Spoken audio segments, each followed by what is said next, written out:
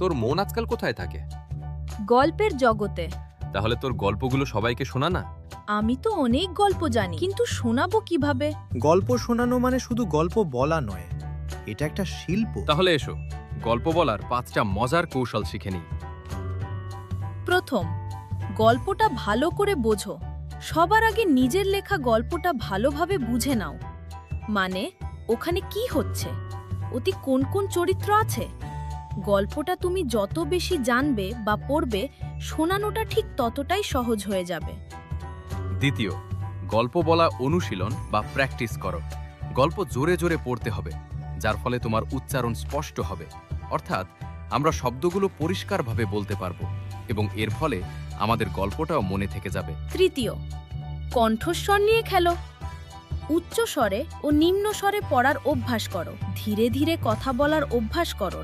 প্রতিটি চরিত্রকে আলাদা আলাদা স্বর দাও আর নিজের কণ্ঠস্বর নিয়ে এমনভাবে খেলা করো যাতে শ্রোতার আগ্রহ বজায় থাকে।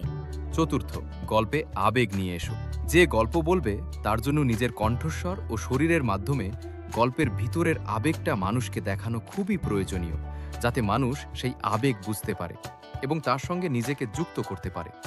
উদাহরণ হিসাবে, राहुल जो रोज अपने काम के लिए लेट होता, लेकिन आज उसको टाइम पर पहुंचना बहुत जरूरी था। उसने उठाया अपना बैग और घर से निकला, और जितना तेजी से वो भाग सकता था उतना तेजी से वो जान लगाकर भागा भागा भागा भागा और एकदम से धड़ाम से गिर गया और उसने देखा कि उसका पैर किसी रस्सी में फंसा हुआ था। उसने जैसे ही रस्सी हटाने की कोशिश की तो देखा उसका दूसरा पैर भी रस्सी में फंस गया।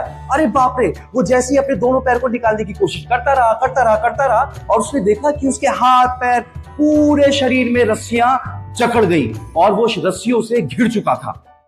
এবার তোমার পালা। স্টোরি টেলিং করা, অর্থাৎ গল্প বলা। নিজের লেখা গল্পটা ভালোভাবে বুঝে নাও, সেটা বলা অভ্যাস করো, কণ্ঠস্বর নিয়ে খেলা করো, আবেগ প্রকাশ করো।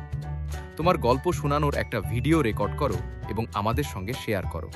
মনে রেখো, প্রতিটা মানুষই গল্প লিখতে পারে আর সেই গল্প ভালোভাবে শোনাতেও পারে। তাহলে চলো নিজের মুখে একটা গল্প শোনানো যাক।